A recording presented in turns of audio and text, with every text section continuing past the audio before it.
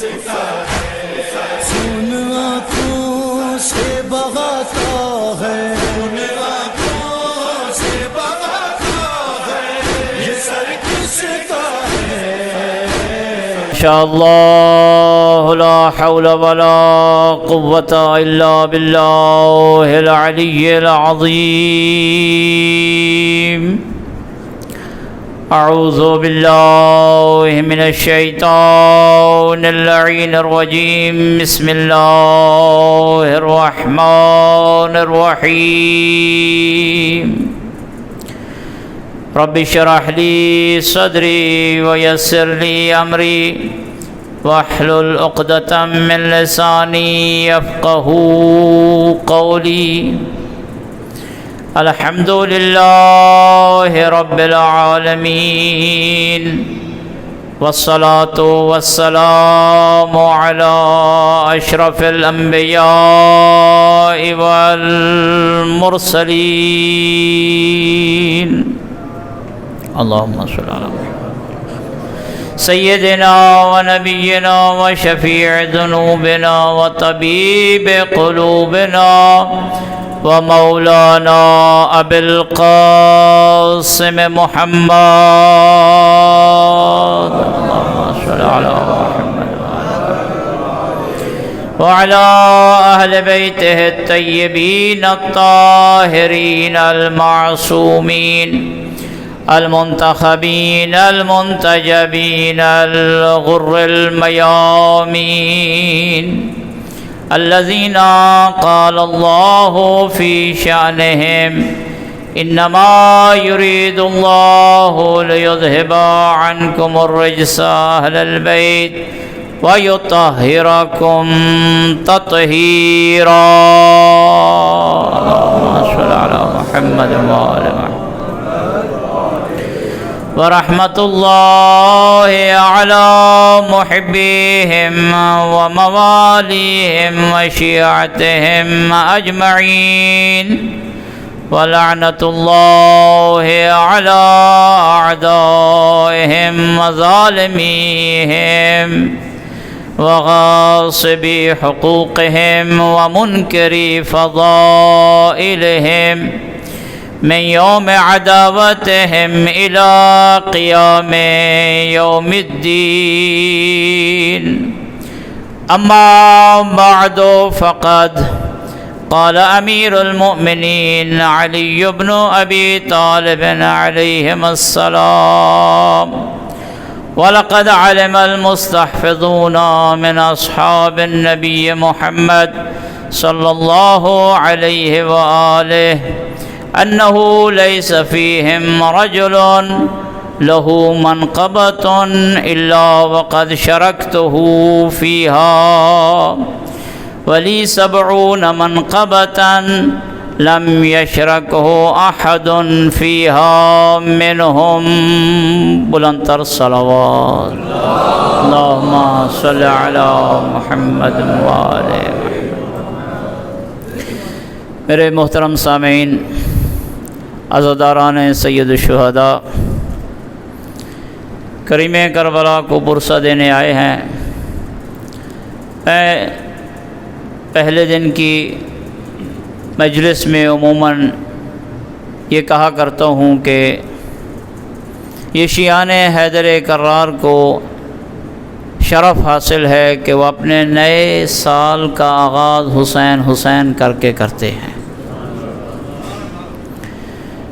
لوگ اپنے نئے سال کا آغاز پتہ نہیں کیسی محفلیں برپا کر کے کرتے ہیں، نامہ اعمال کو سیاہ کرنے کے ساتھ ساتھ اپنے منہ کو بھی کالا کرتے ہیں۔ شیعہ، یہ تجھے افتخار حاصل ہے اور یہ شرف تجھے نصیب ہوا ہے کہ ہم اپنے نئے سال کا آغاز پرسہ حسین سے کرتے ہیں۔ اس سے گویا ہم یہ اعلان کر رہے ہوتے ہیں کہ ہم اپنے نئے سال کی برکات، نئے سال میں جو اللہ کی رحمتیں ہیں وہ دروازہ حسین سے داخل ہو کر لیں گے۔ شیعہ، یہ امتیاز بھی آپ ہی کو نصیب ہے، یہ فخر بھی آپ ہی کو ملا ہے، یہ ہر ایک کو نصیب ہی نہیں ہوتا کہ وہ اس صف عزا پہ آئے اور بیٹھے۔ یہ اسے نصیب ہوتا ہے جس کے بارے میں حضرت امام جعفر صادق علیہ الصلوۃ والسلام نے ارشاد فرمایا، صادق آل محمد چھٹے امام ہمارے ہیں ہی صحیح، لیکن وہ امام ہیں جس کے دروازہ سے چاروں اماموں نے خیرات لے کے اپنے اپنے الگ الگ مذہب بنائے، اسے صادق آل محمد کہتے ہیں۔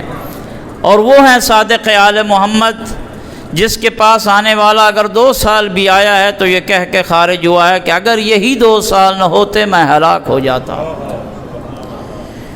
جو صادق آل محمد جہاں حیات اور زندگی کی خیرات بانٹیں، علم کی خیرات بانٹیں، فضل و کمال کی خیرات بانٹیں، وہی صادق آل محمد ارشاد فرما رہے ہیں کہ اے شیعہ، اگر آپ ہمارے آل محمد کے فضائل سن کر ٹھنڈک محسوس کرو، من وجد فی قلبہ برد حبنا، جو ہم آل محمد کے فضائل سن کے ٹھنڈک محسوس کرے، فلیشکر لامہ، گھر میں جا کے ماں کے قدموں کا بوسہ لے کے شکریہ ادا کر کے کہے، اماں جان تیرا شکریہ، تو نے میرے باپ کے حق میں خیانت نہیں کی،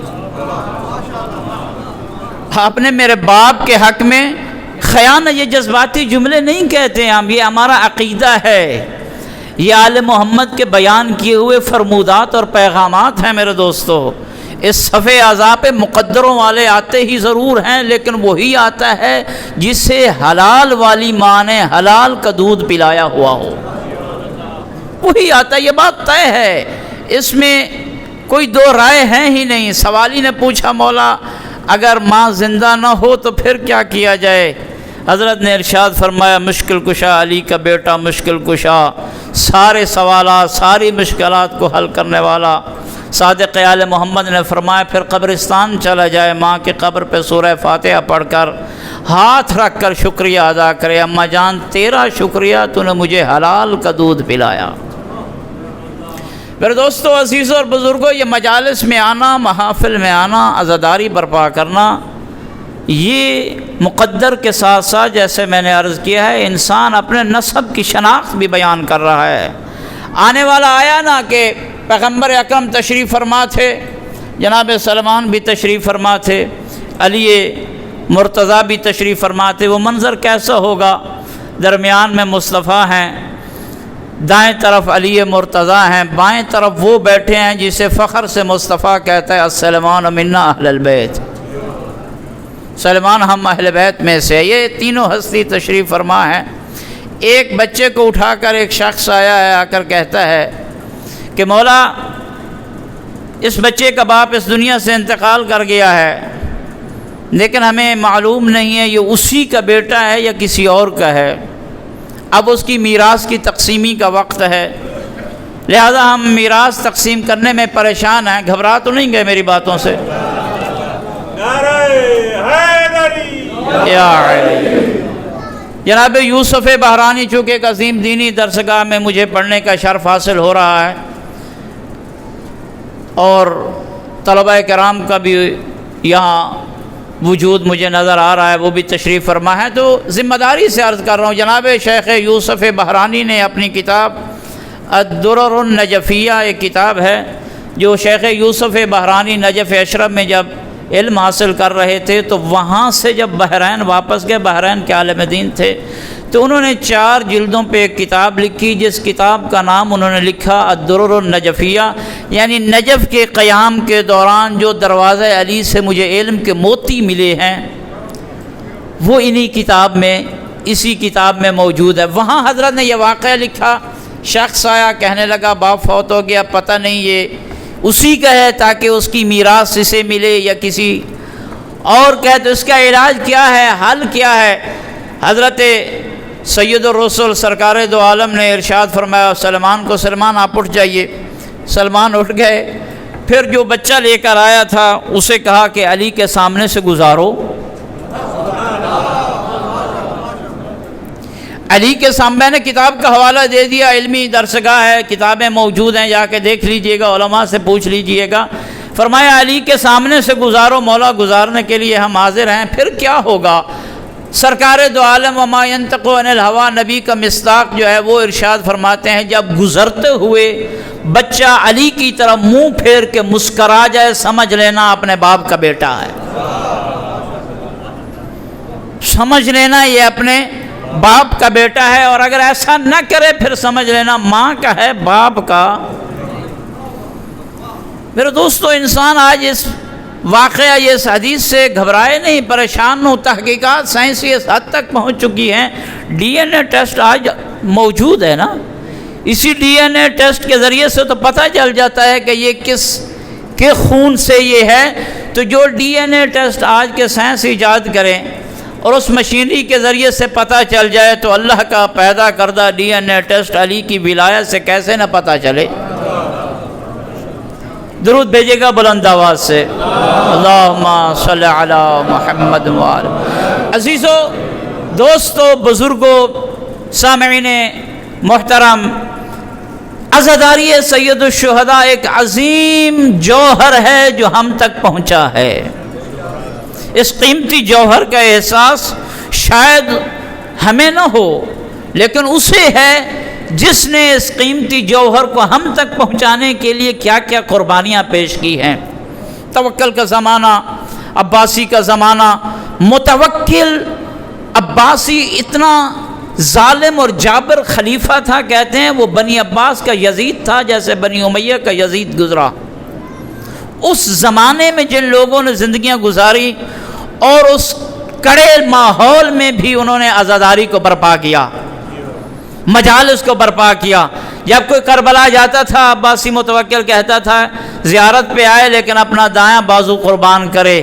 وہ کہتے تھے ہمارا دایاں کیوں لیتے ہو، بایاں بھی حاضر ہے۔ سید الشہداء کی زیارت کے لیے ان لوگوں نے اپنے بائیں اور بازو قربان کروا کے سنت عباس پہ چل کر ہم تک یہ قیمتی جوہر پہنچایا ہے۔ اس عزاداری سید الشہداء کو منانا ہمارے جذبات نہیں ہیں۔ عزاداری سید الشہداء کا منانا، دیکھیے نا، اس عزاداری میں میں کہا کرتا ہوں کہ یہ کائنات میں واحد اجتماع ہوتا ہے جس اجتماع میں ہر قسم کا فرد موجود ہوتا ہے۔ بچہ بھی موجود ہے اور بچے کی مختلف ایجز کے ساتھ وہ یہاں حاضری دیتا ہے، جوان بھی موجود ہے اور جوان اپنے مختلف ایجز کے ساتھ یہاں موجود ہے، پیر اور بزرگ بھی موجود ہے۔ اور اس کی وجہ یہی ہے کہ جس مکتب سے یہ درس لیتے ہیں، مکتب کربلا میں جو مدرس اور ٹیچر ہیں وہ بھی ہر ایج کے موجود ہیں۔ 6 ماہ ہے تو اس کے لیے اصغر استاد موجود ہے، جوان ہے تو اس کے لیے اکبر استاد موجود ہے، اگر نوجوان ہے تو اس کے لیے قاسم استاد موجود ہیں، اور اگر کوئی بوڑھا ہے تو اس کے لیے حبیب جیسا بوڑھا استاد موجود ہے۔ یہ ایسا مکتب ہے جس مکتب میں ہر عمر کے انسان کے لیے یہاں درس کا سسٹم موجود ہے۔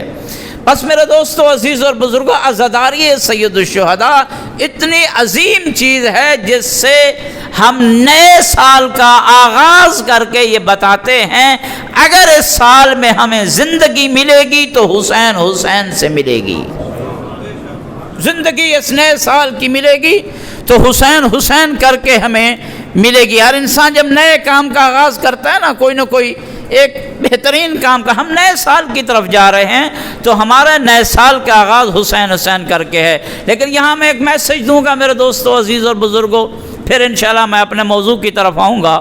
چونکہ پہلے دن کی مجلس ہے، کبھی یہ سوچا کہ سید الشہداء نے 61 ہجری میں کربلا میں یہ قیام کیا کیوں ہے؟ توجہ ہے میری باتوں کی طرف؟ حضرت امام حسین علیہ السلام نے کربلا میں یہ اتنی عظیم قربانی دی کیوں ہے؟ یہ قربانی ایسی قربانی ہے کسی نبی نے اتنی قربانی نہیں دی ہے، کسی نبی نے، اور میں ذمہ داری اور تحقیق کے ساتھ یہ عرض کر رہا ہوں، کسی نبی نے اتنی قربانی نہیں دی ہے، اور یہ اس قدر عظیم قربانی ہے۔ اگر یہ قربانی نہ ہوتی کسی نبی کی محنت آخر تک نہ پہنچتی۔ نبیوں کی جو نبوت ہے، رسولوں کی جو رسالت ہے، 61 ہجری میں خطرے میں پڑ گئی تھی۔ 61 ہجری میں خطرے میں پڑ گئی تھی، سید الشہداء نے یہ قربانی پیش کر کے آدم کی نبوت کو بچا لیا، نوح کی نبوت کو بچا لیا، موسیٰ و عیسیٰ کی رسالت و نبوت کو بچا لیا، ابراہیم و اسماعیل کی خلت کو بچا لیا، یعقوب و یوسف کی محنت کو بچا لیا، خود سید الرسل کی محنت کو بچا لیا۔ یہ عظیم قربانی جو سید الشہداء نے دی، اس کا مقصد، اس کا قیام کی غرض اور غایت کیا ہے میرے دوستو؟ بس یہ میسج، اور اس کے بعد مجھے آگے جانا ہے۔ عام طور پر یہی کہا جاتا ہے کہ 61 ہجری میں جو ماحول تھا وہ ظلم اور جور کا ماحول تھا۔ اس وقت کا جو خلیفہ تھا یزید، وہ ایک شرابی تھا، زانی تھا، اور اس کے ہاں نہ ماں کا احترام تھا، نہ بہن کا احترام تھا، نہ بیٹی کا کوئی لحاظ تھا۔ رشتوں اور جو مقدسات ہوتے ہیں، انسانی مقدسات، ان انسانی اقدار کو پامال کیا جا رہا تھا۔ اس لیے یہاں میں روک کے یہ جملہ کہتا ہوں، عزادارو، حسین ابن علی کا پرسہ منانے کے لیے شیعہ ہونا ضروری نہیں ہے۔ حسین ابن علی کو پرسہ دینے کے لیے کوئی مسلمان ہونا بھی ضروری نہیں ہے۔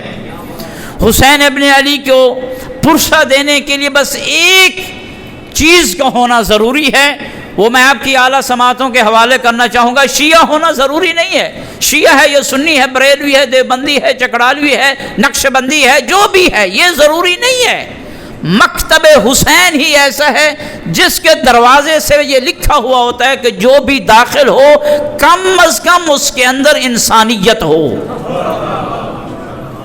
اس کے اندر انسانیت ہو۔ تو بس کہا جا سکتا ہے مذہب حسینیت اور مذہب مکتب حسین ابن علی نہ شیعیت کے ساتھ خاص ہے، نہ سنیت کے ساتھ خاص ہے، نہ بریلویت کے ساتھ خاص ہے، نہ دیوبندیت کے ساتھ خاص ہے، نہ کسی اور ان بنائے ہوئے مذاہب کے ساتھ ہے، بلکہ مذہب حسین ابن علی وہی ہے جس کو خالق نے جب خلق فرمایا تو فرمایا وَلَقَدْ كَرَّمْنَا بَنِي آدم، ہم نے بنی آدم کو مکرم اور معظم کیا ہے۔ مکتب حسین ابن علی کے لیے انسانیت، ضمیر زندہ ہونا چاہیے۔ تو اقدار انسانی پامال ہو رہی تھی 61 ہجری میں، سید الشہداء نے قیام فرمایا۔ عام طور پہ یہی جواب دیا جاتا ہے کہ اس زمانے میں شراب عام تھی، ظلم ہو رہا تھا، جور ہو رہا تھا، فسق و فجور ہو رہا تھا۔ سید الشہداء اس ظلم اور جور اور فسق اور فجور کے سامنے بند باندھنے گئے تھے۔ توجہ ہے میری باتوں کی طرف؟ یہاں میں ایک عرض کروں گا، کربلا سے پہلے سابقہ انبیاء کے زمانے کی طرف چلے جائیے، کسی نبی میں یہ ظلم و جور نہ تھا؟ آدم کے زمانے میں ظلم و جور نہ تھا؟ نوح کے زمانے میں یہ فسق و فجور نہ تھا؟ یعقوب و یوسف کے زمانے میں یہ فسق و فجور نہ تھا؟ بھائی بنی اسرائیل کے بارے میں آپ نے سنا ہے کہ ایک دن 70 نبیوں کو زندہ درگور کر دیتے تھے۔ ایک دن 70 نبی، یہ بہت بڑا ظلم ہے۔ ایک نفس کو جو قتل کرتا ہے فَكَأَنَّمَا قَتَلَ النَّاسَ جَمِيعًا، گویا جو ایک انسان کو قتل کرے سارے لوگوں کو اس نے، ایک عام انسان۔ بنی اسرائیل اتنے ظالم اور جابر تھے، ایک دن میں 70 نبیوں کے نفس کو قتل کرتے تھے۔ کسی نبی نے اتنا قیام تو نہیں کیا ہے۔ خود جناب ختمیہ مرتبہ حضرت محمد مصطفیٰ صلی اللہ علیہ اللہم صلی اللہ وآلہ وسلم کے زمانہ میں فسق و فجور رہا ہے، ان کے زمانے میں ظلم و جور رہا ہے، ان کے زمانے میں یہ برائیاں تھیں۔ سید الرسل نے تو یہ قیام نہیں فرمایا۔ مولا کائنات کے زمانے میں یہ فسق و فجور تھا۔ یہ ایک ویلڈ سوال ہے آج نوجوان سے، سکول میں، کالج میں، گلی میں، کچہری میں، جہاں بھی جاتا ہے، چوک، حسین نے کیوں قیام کیا؟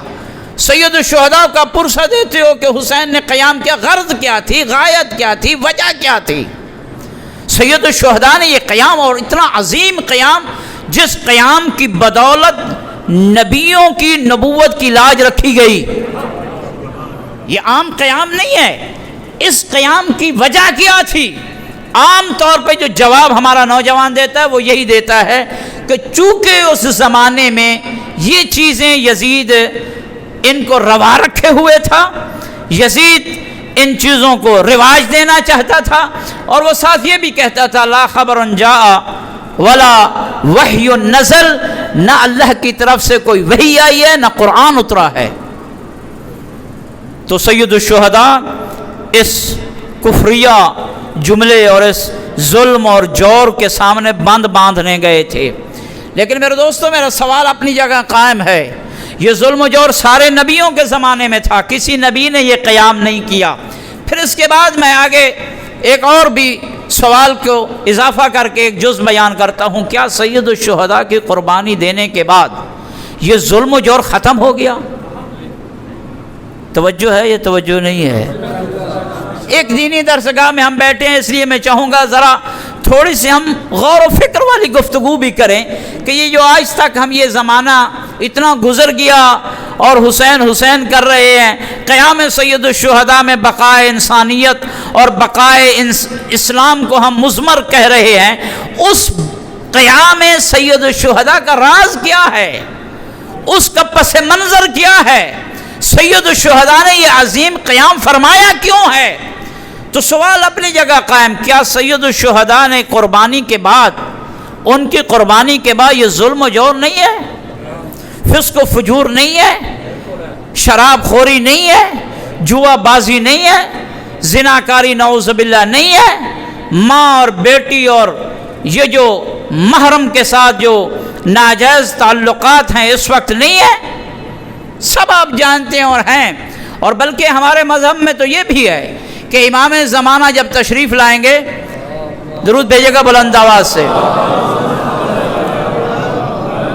حضرت کے ظہور سے پہلے کا جو زمانہ ہوگا، اس زمانے میں اس قدر فسق و فجور ہوگا، اس قدر فسق و فجور ہوگا، روایت کے یہ جملے ہیں ملئت الارض ظلم و جورا، زمین ظلم اور جور کے ساتھ پر ہو چکی ہوگی۔ پر کی مثال ایک گلاس کے اندر جو پانی ڈلا ہوا ہوتا ہے اس کے ساتھ دیتے ہیں علماء کرام، کہ اتنا پانی گلاس میں ہو، اس کے بعد ایک قطرے جتنی بھی مقدار نہ ہو، کہا جائے گا یہ گلاس پانی سے پر ہے۔ عصر ظہور، جس سے بعد رسول کے اس آخری وصی، آخری خلیفہ 12ویں امام نے ظہور فرمانا ہے، اس کے حالات یہی ہیں کہ زمانے میں فسق و فجور ہوگا، اور فسق و فجور سے زمانہ پر ہو چکا ہوگا۔ تو میں یہ سوال کروں گا، سید الشہداء نے تو ظلم اور جور کے خلاف قربانیاں پیش کی، پھر یہ ظلم و جور کیسے پنپا؟ پھر یہ ظلم و جور کیسے آ گیا؟ یہ برائیاں کیسے پھیلی؟ یہ فسادات کیسے پھیلے؟ آج بھی گلی کچہری میں چلے جائیے، ہر جگہ جھگڑا ہے، ہر جگہ فساد ہے، ہر جگہ برائی ہے۔ تو یہ سابقہ نبیوں کے زمانے میں بھی فسادات تھے، کسی نبی نے قیام نہیں فرمایا۔ خود سید الشہداء کی قربانی کے بعد بھی یہ برائیاں ہیں، پھر یہ کیسا شیعہ کہتے ہیں اور کیسے ہم یہ حسینی کہتے ہیں کہ سید الشہداء نے قربانی دے کر یزید کو اپنے مقاصد میں نامراد کر دیا؟ پھر یہ کیسے کہتے ہیں کہ سید الشہداء کو کامیابی ہوئی اور یزیدی فکر کو ناکامی ہوئی؟ بھائی وہ ظلم پھیلانا چاہتا تھا، ابھی بھی موجود ہے، وہ جور پھیلانا چاہتا تھا، ابھی بھی موجود ہے، وہ بدکاریوں کا رواج دینا چاہتا تھا، ابھی بھی موجود ہے، وہ محارم کا خیال نہیں کرتا تھا، ابھی بھی لوگ ہیں جو خیال نہیں کرتے۔ سید الشہداء نے جو قربانی دی، پھر اس کا نتیجہ کیا نکلا؟ اصغر قربان ہوئے، اکبر قربان ہوئے، قاسم قربان ہوئے، اتنے بہترین پیاری اولاد قربان کر دی، نتیجہ کیا نکلا؟ بس میرے دوستو، یہ نتیجہ ایک جملے میں دے کے میں آگے جانا چاہتا ہوں۔ عزادارو، حسینیوں اور زندہ ضمیر میرے محترم سامعین، قطعی طور پہ سید الشہداء کے قیام کی یہ غرض تھی ہی نہیں کہ ظلم و جور کو ختم کرے۔ توجہ رہے میرے اس جملے کی طرف، قطعی طور پہ سید الشہداء کی یہ غرض و غایت تھی ہی نہیں کہ ظلم اور جور کو ختم کریں، قطعی طور پہ سید الشہداء کی یہ غرض اور غایت قیام کی تھی ہی نہیں کہ جو یہ یزید چاہ رہا ہے اس کو قیامت تک کے لیے مار دے اور یہ چیز پھر ہو ہی نہ۔ قطعی طور پہ یہ غرض و غایت نہ تھی۔ غرض و غایت کیا تھی؟ غرض و غایت رسول کے نواسے، زہرا کے لخت جگر، حسین سید الشہداء کی یہی تھی کہ یہ جو اس مسند پہ بیٹھا ہے، توجہ رہے میرے اس جملے کی طرف، یہ جو اس وقت 61 ہجری میں اس مسند پہ بیٹھا ہے، وہ اپنے تئیں یہ دعویٰ کرتا ہے میں خلیفۃ رسول اللہ ہوں۔ وہ خلیفہ ہونے کا دعویٰ کرتا تھا یا نہ کرتا تھا؟ وہ یہ کہتا تھا کہ میں مسلمانوں کا خلیفہ ہوں اور اس اسلامی حکومت کا حکمران ہوں۔ ایک طرف یہ دعویٰ رکھتا تھا اور دوسری طرف یہ کام بھی کرتا تھا۔ شراب عام، ماں کا احترام نہیں، بہن کا احترام نہیں، بیٹی کا احترام نہیں، بھتیجی بھانجی کا پاس نہیں ہے، زنا عام ہے، قرآن کا انکار ہے، وحی کا انکار ہے۔ دوسری طرف یہ بھی کرتا تھا، ایک طرف یہ اعلان میں خلیفۃ المسلمین، میں اس خلفاء کی جو ایک لسٹ ہے اس لسٹ میں آنے والا ایک خلیفہ ہوں، اس کے ساتھ ساتھ یہ کام بھی تھے۔ اب وہ خلیفۃ المسلمین بھی ہے اور ساتھ ساتھ یہ کام بھی ہیں۔ یہ جو اس کے یہ دو جڑی ہوئی چیزیں تھیں نا، یہ جو دو جڑی ہوئی چیزیں تھیں، مسلمانوں کا ٹھیکیدار بھی ہو، شراب کو رواج بھی تھے، مسلمانوں کا خلیفہ بھی ہو، زنا کو رواج بھی دے، مسلمانوں کا خلیفہ بھی ہو، ماں بہن بیٹی بھانجی بھتیجی کا پاس بھی نہ رکھے۔ یہ جو دو جڑی ہوئی چیزیں تھیں، سید الشہداء نے 61 ہجری میں یہ عہد کر لیا تھا، میرا سر تن سے تو جدا ہو سکتا ہے، ان دو جڑی ہوئی چیزوں کو جدا کر کے بتاؤں گا، یہ خلیفۃ المسلمین نہیں ہے، یہ شرابی ہے، یہ زانی ہے، یہ مردہ ضمیر انسان ہے، اور اسلام کچھ اور کہتا ہے۔ یا علی، اللہ اکبر، یا رسول اللہ، یا علی، اللہم صلی علی محمد وآلہ۔ سید الشہداء یہ جو ایک ملی ہوئی چیز تھی اس کو جدا کر کے بتانا چاہتے تھے۔ مسلمانوں یہ دھوکہ دے رہا ہے آپ کو، مسلمانوں یاد رکھو یہ خلیفۃ المسلمین نہیں ہے، یہ اسلام کا ٹھیکیدار نہیں ہو سکتا، مسند مصطفیٰ پہ یہ بیٹھنے کے قابل نہیں ہے۔ جو ایک طرف مسند مصطفیٰ پہ بیٹھے، جو ایک طرف اس متبرک بابرکت مقدس جگہ پہ بیٹھے اور دوسری طرف قرآن کی دھجیاں اڑائے، دوسری طرف اسلامی اقدار اور اسلامی تعلیمات کی نفی کرے، سید الشہداء نے اپنے قیام میں یہ جدا کر کے بتا دیا۔ دعوے دار اور ہوتے ہیں اور اسلام کے حقیقی علمبردار اور ہوتے ہیں۔ دعوے دار ہونا کوئی بڑی بات نہیں ہے، حقیقی علمبردار ہونا یہ بڑی بات ہے۔ تو مارکہ سید الشہداء منحصر ہے اسی میں۔ یہ آخری جملہ اور پیغام تمام۔ مارکہ سید الشہداء کربلا کا یہ مارکہ قیامت تک جاری ہے یا جاری نہیں ہے، یا ختم ہو گیا؟ کیا یہ ہم نعرہ نہیں لگاتے؟ آج تو مجھے بینروں پہ بھی یہ جملے نظر آئے ہیں، کل ارضن کربلا و کل یوم عاشورا، ہمارا ہر دن عاشورا، ہماری ہر زمین کربلا کی زمین ہے۔ علماء تو یہ فرماتے ہیں کہ جب کربلا میں آنے کے لیے کوئی رکاوٹیں پیدا ہو جائیں، جیسے یہ کورونا کی وجہ سے رکاوٹ ہے، فرماتے ہیں کہ ہر قلب مومن میں، مومن کے دل میں حسین کی قبر ہے، مومن کے دل میں حسین کی قبر ہے۔ بس تھوڑا سا گناہوں سے اپنے آپ کو دور کر کے، اپنے اس قلب کو صاف کر کے دیکھ لے، اسے زیارت سید الشہداء نصیب ہو جائے گی۔ عزیزو پیغام یہی ہے، کربلا یہ جاری ہے یا جاری نہیں ہے؟ یہ قیام سید الشہداء کا جو نعرہ تھا وہ جاری ہے یا جاری نہیں ہے؟ اگر جاری نہیں ہے تو اس کی دلیل دے رہا ہوں کہ نہیں، جاری ہے۔ جب سید الشہداء نے ساری اولاد قربان کروا دی، سارے بیٹے قربان کروا دیے، اہل بیت قربان، اصحاب قربان، سارے قربان، آخر میں رہ گئے سید الشہداء۔ نظر یمیناً و شمالا، دائیں بھی دیکھا بائیں بھی دیکھا، مرثیے پڑھے، اکبر کہاں سو گئے، قاسم کہاں سو گئے، عباس کہاں سو گئے۔ مرثیے پڑھنے کے بعد لکودک صحرا میں کھڑے ہو کے صبر و استقامت کے پہاڑ حسین نے ایک ندا بلند کی. وہ ندا میرے اور آپ کے لیے تھی. وہ ندا قیامت تک کے آنے والے حسینیوں کے لیے تھی.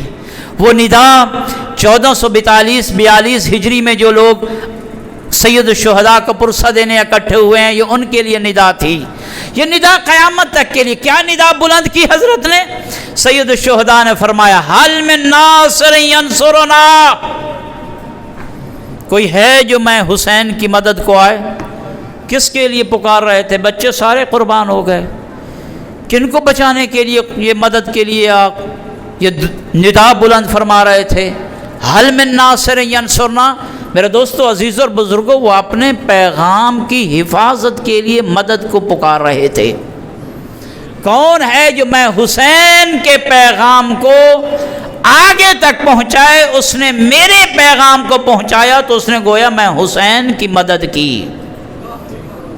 تو پیغام حسینی سمجھ میں آ گیا، قیام سید الشہداء سمجھ میں آ گیا کہ یہ جو دعوے دار اسلام بھی ہو، بلکہ دعوے دار ٹھیکیدار اسلام بھی ہو، خلیفۃ المسلمین بھی ہو، اور ساتھ اسلام کی تعلیمات اور اسلامی اقدار کو پامال بھی کرے، سید الشہداء کے ماننے والے حسینی پر یہ فریضہ بنتا ہے پھر جدا کرے ان دو کے درمیان. اور اس جدائی کی قیمت قیدیں کیا ہیں، یہ جیلیں کیا ہیں. اس جدائی کی قیمت اگر تن سر سے بھی جدا ہو جائے پھر اس کو بھی پیش کر دینا چاہیے. بس میرے دوستو نتیجہ دینے جا رہا ہوں. اس منبر پہ بھی اگر کوئی آ جاتا ہے، اس مقدس جگہ پہ بھی اگر آج کوئی بیٹھتا ہے، اس لباس میں بھی اگر کوئی آتا ہے، اور وہ دوسری طرف یہ لباس پہن کے اور اسی منبر پہ بیٹھ کے وہ بات کرے جو قرآن کے خلاف ہو، وہ بات کرے جو اسلامی تعلیمات کے خلاف ہو، وہ بات کرے جو توحید کے خلاف ہو، وہ بات کرے جو نبوت اور رسالت کے خلاف ہو، وہ بات کرے جو مقام مصطفیٰ کے خلاف ہو، کیا خیال ہے وہ مجلس سید الشہداء ہوگی؟ وہ عزاخانہ سید الشہداء ہوگا؟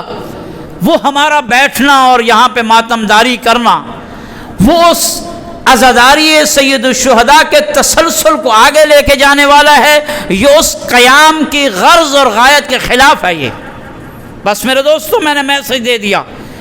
آپ عالی اذہان کے حضرات میرے سامنے تشریف فرمائے. کربلا کی جو حل من ناصر کی صدا ہے شاید کسی زمانے میں زیادہ اجاگر ہو کر آئے یا نہ آئے، اس زمانے میں بہت زیادہ اجاگر ہو کر آ چکی ہے. اس زمانے میں تجھے زہیر بھی بننا ہے، اس زمانے میں تجھے بریر بھی بننا ہے، اس زمانے میں تجھے حبیب بھی بننا ہے، اس زمانے میں تجھے علی قاسم اور اکبر بھی بننا ہے. ہر انسان نے اپنی جگہ پہ ایک کردار ادا کرنا ہے تاکہ وہ جو پیغام سید الشہداء ہے وہ لوگوں تک صحیح طرح پہنچ سکے. درود بھیجیے گا بلند آواز سے. صلی علی محمد وعلی. عزادارو، یہ میں واجب سمجھتا تھا، فریضہ سمجھتا تھا جو میں نے ادا کیا ہے، اور انشاءاللہ یہ میسج یہ سلسلہ چلتا رہے گا. سرنامہ کلام جو میں نے اپنی گفتگو کا کیا ہے، اب دامن وقت میں گنجائش نہیں ہے، بس ترجمے کی حد تک. امیر کائنات علی مرتضیٰ نے اپنا یہ فرمان پیش کیا ہے جسے شیخ صدوق رحمۃ اللہ علیہ نے اپنی کتاب خصال میں نقل فرمایا ہے. شیخ صدوق وہ ہستی ہیں، وہ عالم دین ہیں، علماء کے احوال پڑھا کرو، سنا کرو. یہ جو آج تک ہمارے پاس دین آیا ہے نا، یہ جو احادیث آئی ہیں، یہ علماء کی کاوشوں اور محنتوں کا نتیجہ ہے. شیخ صدوق نقل فرماتے ہیں، یہ حدیث مبارکہ امیر کائنات نے ارشاد فرمایا، اصحاب کا مجمع تھا، اصحاب مصطفیٰ کا مجمع تھا، اصحاب مصطفیٰ کا مجمع تھا. خطاب کرنے والے علی مرتضیٰ تھے. فرق اتنا ہی ہے میرے دوستو، عزیز اور بزرگوں، اصحاب میں اور اہل بیت میں، کہ اصحاب آگے بیٹھیں یا مصطفیٰ خطبہ دیں گے یا علی خطبہ دیں گے. خطبہ دینے کی جگہ پہ صحابی نہیں آ سکتا. یہی فرق ہے اہل بیت اور صحابی میں حضرت نے ارشاد فرمایا کہ گواہ رہنا اے صحابیوں، آپ کے کسی فرد کی جو بھی کوئی فضیلت ہے وہ نہیں ہے مگر یہ کہ میں اس فضیلت میں شریک ہوں۔ آپ صحابیوں کی جو بھی فضیلتیں، ہم صحابہ کے فضائل کے منکر نہیں ہیں، لیکن آگے تو سنیے امیر فرماتے کیا ہے۔ فرمایا آپ میں سے جو بھی فضیلت کا دعوے دار ہے، جس کے پاس بھی کوئی فضیلت ہے، ہجرت فضیلت، جہاد کرنا فضیلت، کوئی بھی فضیلت ہے، یاد رکھنا اس فضیلت میں علی شریک ہوں، اور فقط شریک بھی نہیں ہوں، میں اس فضیلت کا زیادہ حقدار بھی ہوں۔ میں اس فضیلت کا زیادہ حقدار بھی ہوں، لیکن لی 70 منقبتاً، لیکن میں علی کی 70 ایسی فضیلتیں ہیں، میں علی کی 70 ایسی فضیلتیں ہیں، لم یشرکہ احد منہم، آپ میں سے کوئی ایک بھی اس ایک فضیلت میں بھی شریک نہیں ہے۔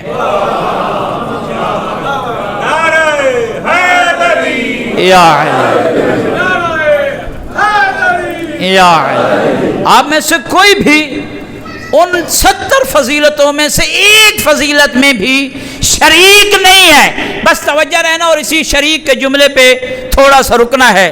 ہم توحید کے رتبے کو بھی جانتے ہیں، رسالت و نبوت کے رتبے کو بھی جانتے ہیں۔ ابھی میں نے تمہید میں بتایا یہی ہے کہ توحید توحید رہے، رسالت رسالت رہے، نبوت نبوت رہے، امامت امامت رہے، ولایت ولایت رہے۔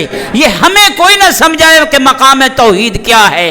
توحید علی کے دروازہ سے جس طرح بیان ہوئی، ایسے کسی نے بیان ہی نہیں کی۔ اور میں تو کہا کرتا ہوں، مسلمانوں اگر درس توحید لینا ہے تو علی کے دروازے سے آ کر لو، بنی تیمیہ کے دروازے سے نہ لو، ابن تیمیہ کے دروازے سے توحید نہ لو۔ علی مرتضیٰ نے فرمایا میری ایسی 70 فضیلتیں ہیں جن میں آپ میں سے کوئی بھی شریک نہیں ہے۔ بس میرے دوستو، عزیزوں اور بزرگوں، ہم اسے علی کہتے ہیں، توجہ رہے، ہم اسے علی کہتے ہیں جس کا خالق اللہ، خالق اللہ، کل کو یہ نہ کہ یہ کیسا جملہ کہا، میں ذمہ داری سے جملہ کہہ رہا ہوں، جس کا خالق اللہ اور جس کا پیدا کرنے والا اللہ اپنی ہر صفت میں لا شریک ہے، اس کا پیدا کردہ پیدا شدہ مخلوق علی اپنی ہر صفت میں لا شریک ہے۔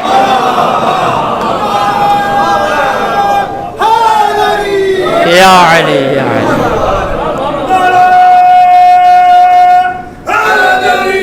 یا علی یا علی یا علی۔ بس فرق اتنا ہے، اور یہ بڑا فرق ہے، وہ خالق ہونے میں لا شریک ہے، یہ عبد اور مخلوق ہونے میں لا شریک ہے۔ وہ بھی منزل لا شریکیت پر ہے، علی بھی منزل لا شریکیت پر ہے۔ وہ بھی ایسا ہے جس جیسا کوئی نہیں، یکتا ہے، لیکن علی بندہ ہے، عبد ہے، پھر کہہ رہا ہوں، علی بندہ ہے، عبد ہے، اللہ کا پیدا کرتا ہے، لیکن عبدیت میں بھی یکتا ہے۔ عبدیت میں بھی علی کیا ہے؟ یکتا ہے، جس کا کوئی ثانی نہیں۔ خطبہ شقشقیہ نہج البلاغہ کا تیسرا خطبہ ہے میرے دوستو، عزیز اور بزرگوں، یہ وہ خطبہ شقشقیہ ہے۔ کاش اس خطبہ شقشقیہ کو علی کو پورا کرنے دیا جاتا، نہ ہوا یہ خطبہ پورا۔ اس خطبہ شقشقیہ میں اپنے کمال فضائل بیان کرتے ہوئے حضرت ارشاد فرماتے ہیں، کیا کمال کے جملے ارشاد فرمائے حضرت نے؟ ارشاد فرماتے ہیں حضرت کہ میں وہ علی ہوں، میرے اس قدر فضائل اور مناقب ہیں، میرے اس قدر میری فضیلتیں ہیں، لا یرقى الی الطیر، آپ کی فکروں کا پرندہ جتنی پرواز کرے پھڑ پھڑا کے نیچے آئے گا، میرے فضائل تک نہیں پہنچے گا۔ لا یرقى الی الطیر، میں علی تک کوئی پرندہ پرواز ہی نہیں کر سکتا، کیا جملہ ارشاد فرمایا وَيَنْحَدْرُ عَنِّي السَّيْلُ، میں علی کے فضائل اس پہاڑ جتنے بلند ہیں کہ جس قدر بھی آپ کی فکروں کے پانی کا سیلاب اوپر ہوتا جائے گا، اوپر ہوتا جائے گا، پھر یہ نیچے آئے گا، میں اس قدر بلندی پر ہوں وہاں تک کوئی پہنچ ہی نہیں سکتا۔ اب سمجھ میں آئے گا مصطفیٰ کا یہ جملہ، یا علی لا یعرفک الا اللہ وانا، یا علی لا یعرفک الا اللہ وانا، یہ جملہ حق ہے، سچ ہے کہ جس علی نے یہ دعویٰ کیا ہو کہ میں تو لا شریک صفات کا مالک ہوں، اسے پھر وہی جان سکتا ہے یا لا شریک ہو یا لا شریک سے علم لے کر آیا ہو۔ یا علی یا علی یا علی مدد حق ہے در، علی بھائی لا شریک صفات کا مالک ہے، علی اپنی صفات میں یکتا اور تنہا ہے، پھر اس کو وہی جان سکتا ہے جو اللہ لا شریک ہے یا اس لا شریک کے درسگاہ سے پڑھ کے محمد آیا ہے۔ ہر انسان علی کو سمجھ ہی نہیں سکتا، ہر انسان علی کے بارے میں گفتگو جب سمجھ ہی نہیں سکتا، اسے گفتگو کرنے کا حق ہی نہیں ہے۔ یہ منزل بڑی دور کی منزل ہے کہ آج ہم پڑھ گئے رضی اللہ کون ہے، سلام اللہ کون ہے۔ میرے دوستو یہ بھی ہماری کمزوریاں ہیں کہ ہم ان لفظوں میں پڑھ گئے۔ میرے دوستو عزیزوں اور بزرگوں، علی کو سمجھو گے کیا؟ میں ایک جملہ آپ کی خدمت میں عرض کرنے جا رہا ہوں، انشاءاللہ آپ اس کی قدر کریں گے۔ میں ان بحثوں میں نہیں پڑھتا ہوں کیونکہ یہ ہمارے مد مقابل ہیں ہی نہیں۔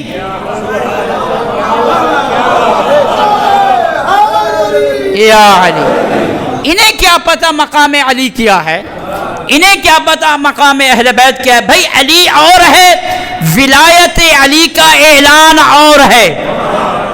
توجہ رہے اسی جملے کی طرف، علی کی ذات عالی ہے، متعالی ہے، بلند ہے، برتر ہے۔ بھائی جس کا نام اللہ کے ناموں سے مشتق ہو کر آئے اسے علی کہتے ہیں۔ انا الاعلی وانت العلی، میں اعلی ہوں اور تو علی ہے۔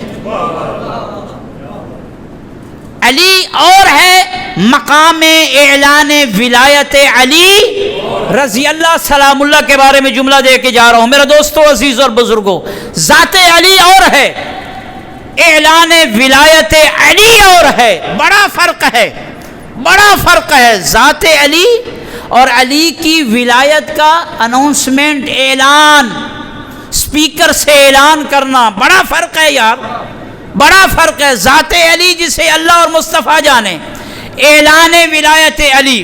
بس جب یہ سمجھ میں آ گیا، آؤ خم غدیر کے میدان میں، وہاں جب مصطفیٰ نے علی کی ولایت کا اعلان کیا، علی کی ذات کا تعارف نہیں کروایا، علی کی ولایت کا اعلان کیا، اس کے بعد اللہ رب العزت کی طرف سے کیا تمغے ملے تھے؟ پہلا تمغہ الیوم اکملت لکم دینکم، آج میں نے آپ کے دین کو مکمل کر دیا۔ ورضیت لکم الاسلام دینا، بس یہاں رکنا ہے میرے دوستو عزیز اور بزرگوں۔ آج میں نے آپ کے لیے آپ کے اسلام کو اس سے راضی ہو گیا، بس یہی رکنا ہے۔ اعلان ولایت علی اور ہے، ذات علی اور ہے، رضی اللہ سلام اللہ کی بحثوں میں نہ الجھو، کون سلام اللہ کون رضی اللہ۔ میرے دوستو عزیز اور بزرگوں، علی کا اعلان ولایت اتنا درجہ رکھتا ہے جس اعلان ولایت کی بدولت آپ کا اسلام رضی اللہ بنا۔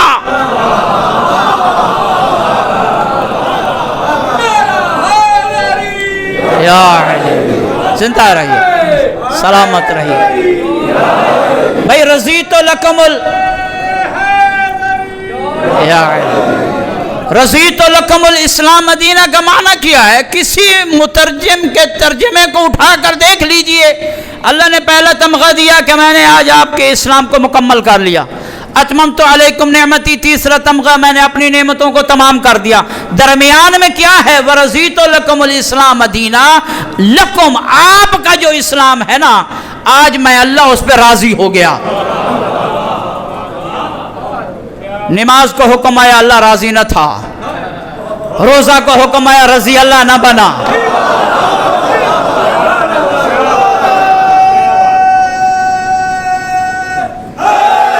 یا علی تراویاں پڑھائی گئیں رضی اللہ نہ بنا. شبینے ہوئے رضی اللہ نہ بنا.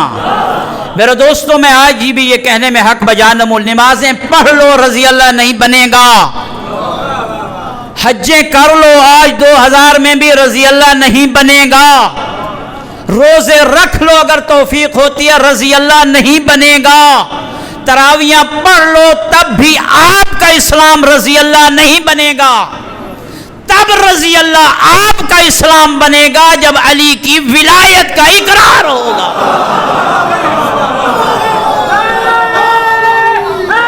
یا علی یا علی یا علی یا علی مدد حق حیدر یا علی. مسلمان ذات علی کے بارے میں کلام کرتا ہے وہ رضی اللہ ہے یا سلام اللہ ہے. بھائی جس اللہ کا دین رضی اللہ علی کے اعلان ولایت سے ہو. دین میرا نہیں, دین کسی مفتی کا نہیں, دین مصطفیٰ کا نہیں. اللہ اکبر. ذرا منزلیں مشکل ہوتی جا رہی ہے میرے ساتھ چلیے. دین مصطفیٰ کا نہیں ہے, دین الہی ہے. دین اللہ. مصطفیٰ اس دین کا مبلغ ہے. مصطفیٰ اس دین کا مبلغ ہے. وقت نہیں ہے ورنہ میں بیان کرتا. اللہ کا دین اگر رضی اللہ بنا تو علی کی ولایت سے, اور مصطفیٰ جو مبلغ بنا اس کی تبلیغ بھی تبلیغ الہی بنی اعلان ولایت سے. وَإِن لَّمْ تَفْعَلْ فَمَا بَلَّغْتَ رِسَالَتَهُ. اگر یہ کام آپ نے نہ کیا, کچھ بھی نہیں کیا, کوئی تبلیغ ہی نہیں کیا آپ نے. درود بھیجے گا بلند آواز سے صلی علی محمد. بس عزیزدارو دامن وقت میں گنجائش نہیں ہے. امیر کائنات کی یہ منقبتیں, یہ فضیلتیں انشاءاللہ میرا موضوع کلام ہوں گے. ان میں پہلی منقبت, پہلی فضیلت جو لا شریک فضیلت ہے علی کی. امیر کائنات نے ارشاد فرمایا صحابیوں تم جانتے ہو کیا رسول نے یہ نہیں فرمایا تھا کہ ان اللہ تعالی رسخ حبی و حب اخی علی فی قلوب المؤمنین. اللہ نے مومنوں کے دلوں میں محمد اور میرے بھائی علی کی محبت کو راسخ کر دیا ہے. پس محبت علی جس دل میں ہے وہ اللہ کی طرف سے محبت ڈالی گئی ہے.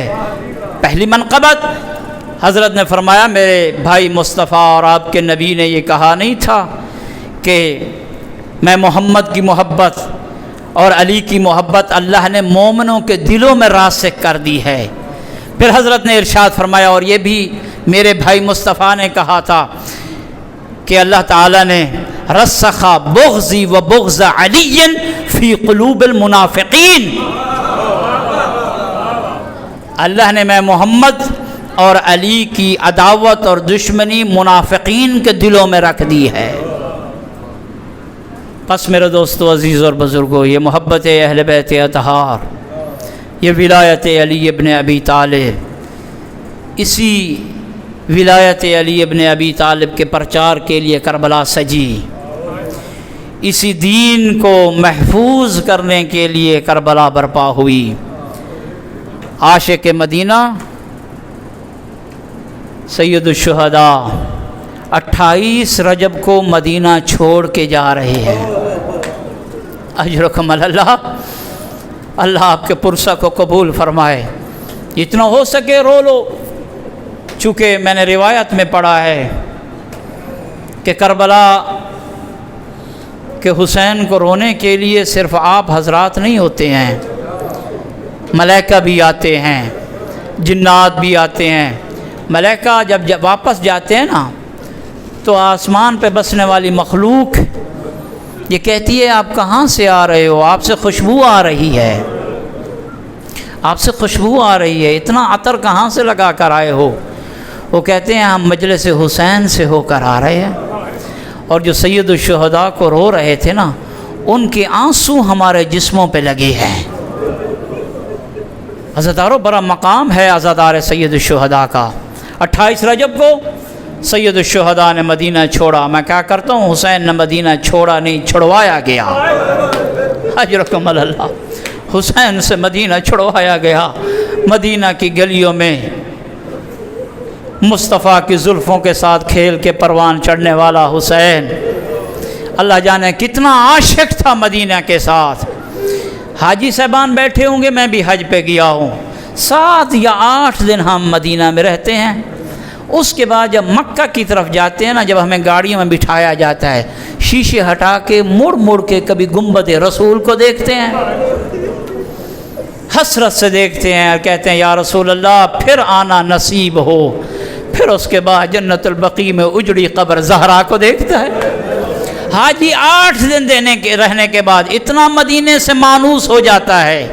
وہ حسین جو پلا بڑا مدینے میں ہو، کس قدر مانوس تھا۔ عزادارو، 28 رجب سے پہلے کی 2 راتیں سید الشہداء نے اپنے نانا کے روضے پہ شب بیداری میں گزار دی۔ شب بیداری میں گزار دی، شکوہ کیا امت کا۔ آخری شب تو یہی شکوہ کیا، نانا مجھے اپنے ساتھ قبر میں لے لے۔ امت نے جو تیرے بیٹے کے ساتھ سلوک کیا ہے اب زندہ رہنے کے قابل نہیں ہے، نانا مجھے اپنے ساتھ لے لے۔ عزادارو، پھر اس کے بعد جب الوداع کیا نا اپنے نانا کو، رسم ہے الوداع کی، یہ مجلس ہوتی ہے۔ پھر حضرت گئے ہیں اپنے بھائی حسن کے روضہ پہ، بھائی حسن کو الوداع کرنے گئے ہیں۔ تاریخ یہ کہتی ہے جب نانا کے روضے پہ آئے، وقار اور سکون کے ساتھ چل رہا تھا حسین۔ حسن کے روضے پہ آئے، پروقار طریقے سے چل رہا تھا، سکون کا پہاڑ چل رہا تھا حسین جب نانا اور بھائی کے روضے پہ آئے۔ عزادارو، جب جنت البقیع میں اپنی ماں کی قبر پہ گیا ہے نا، اجرکم اللہ، تاریخ کہتی ہے حسین دوڑے، اس طرح دوڑے جیسے بچہ ماں کی آغوش میں آتا ہے، بےتاب ہو کر ماں کے دامن میں جیسے بچہ آتا ہے نا، ماں کی قبر پہ آپ کے حسین لیٹ گئے، لیٹ کر کہا اماں جان میرا آخری سلام ہو۔ حسین جا رہا ہے مدینے سے، سنو گے ماں زہرا نے کیا جواب دیے؟ زہرا نے 3 جواب دیے، صدیقۃ الکبریٰ نے بیٹے کو 3 جواب دیے۔ السلام علیک یا عطشان الام، او میرا پیاسا شہید ہونے والا بیٹا، میرا بھی سلام ہو۔ دوسرا سلام، السلام علیک یا غریب الام، او میرا پردیسی شہید ہونے والا بیٹا۔ عزادارو، تیسرا جواب جو حسین کو ماں نے دیا بڑا دردناک جواب تھا، کہا السلام علیک یا سحقان الام، او میرا وہ بیٹا جس کے لاشے پہ گھوڑے دوڑائے جائیں گے، اجرکم اللہ، اور میرا وہ بیٹا جس کے لاشے پہ گھوڑے دوڑائے جائیں گے۔ ماں کو الوداع کیا، سامان مرتب کیا، سامان مرتب کیا۔ عزادارو، ام ایمن آتی ہیں، حسین کی پھپھی ہیں، آ کر کہتی ہیں بیٹے حسین میں نے سنا ہے رخت سفر باندھا ہے، کچھ دیر کے لیے سفر متاخر کر دو، سفر پہ نہ جاؤ۔ کیوں اماں؟ اس لیے کہ اس گھر کا معمول ہے، پتہ نہیں کیا ہے، جب بھی کوئی مصیبت آتی ہے قوم جنات کے عورتوں کے نوحوں کی آوازیں آتی ہیں۔ بیٹا جب تیرے نانے کا لاشا اٹھا قوم جنات کی عورتوں کی آوازیں آئیں، تیرے بابے کا جنازہ اٹھا، تیرے بھائی کا جنازہ اٹھا، تیری ماں کا جنازہ اٹھا، قوم جنات کی عورتوں کے نوحوں کی آوازیں میں نے سنی۔ بیٹا میں آج بھی اپنے کانوں میں قوم جنات کے رونے کی آوازیں سن رہی ہوں، مجھے ڈر ہے کہ اس گھر پہ کوئی مصیبت آ رہی ہے۔ پھپھی کو تسلی دی، کہا یہ سفر ناگزیر ہے، یہ سفر مجھے کرنا ہے، جو ہونا ہے وہ ہونا ہے، میں نے یہ سفر کرنا ہے۔ اب آئیے حسین کو الوداع کرنے وہ ہستی جس نے حسین کو ماں کی طرح پالا ہے۔ ام سلمہ عصا کے سہارے آئی، ام المومنین بیٹے کے پاس آئی، آ کر کہا حسین بیٹا میں جلدی سے منزلیں طے کر رہا ہوں، حسین بیٹا میں نے سنا ہے سفر پہ جا رہے ہو، ہر طرف چلا جانا، میں روکتی نہیں ہوں سفر سے، ہر جگہ چلے جانا، کربلا نہ جانا۔ عراق نہ جانا۔ اماں جان کیا وجہ ہے عراق نہ جاؤں؟ اماں جان کیا وجہ ہے میں عراق نہ جاؤں؟ ام سلمہ نے رو کر کہا بیٹے تیرے نانا رسول نے مجھے یہ کہا تھا عراق میں ایک سرزمین ہے کربلا، جس سرزمین میں میرا نواسا حسین بیٹا پیاسا شہید ہوگا کربلا نہ جانا۔ اچھا اماں نانا نے اور کیا کہا تھا؟ نانا تیرے نے مجھے ایک شیشی میں مٹی دی تھی، وہ مٹی بھی میرے پاس ہے۔ حسین نے کہا جہاں نانا نے مٹی دی ہے نا اور نانا نے تجھے کربلا کی خبر دی ہے، اگر پروگرام ہو میں کربلا دکھا نہ دوں؟ اگر پروگرام ہو میں کربلا دکھا نہ دوں؟ عزادارو علم امامت سے حسین نے ہاتھ بلند کیا، کربلا کی زمین سمٹ کے سامنے آ گئی۔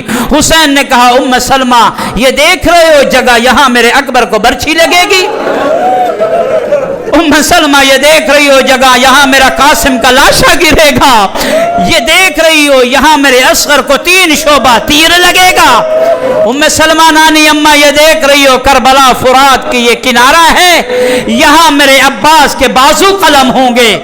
ماں کو یہ منظر دکھا رہے ہیں، ام سلمہ ایک ایک منظر دیکھتی جا رہی ہے، پھر رو کر کہتی ہیں بیٹا یہ تو بتا جو ایک ہے سر جھکا ہوا ہے، گھوڑے کے گلے میں باہیں ڈلی ہوئی ہیں، کوئی تیر مار رہا ہے، کوئی پتھر مار رہا ہے، کوئی نیزے مار رہا ہے، اور جس کے پاس کچھ بھی نہیں ہے کربلا کی تپتی ریت پھینک رہا ہے، یہ غریب کون ہے؟ حسین نے رو کر کہا یہی تیرا بیٹا حسین ہے۔ جب میرا اکبر مارا جائے گا، میرا قاسم مارا جائے گا، میرا عباس مارا جائے گا، کوئی بچانے والا نہ ہوگا، کوئی چھڑانے والا نہ ہوگا، میں تنہا حسین ہوں گا، ہزاروں کی فوجیں ہوں گی۔ الا لعنت اللہ علی القوم الظالمین۔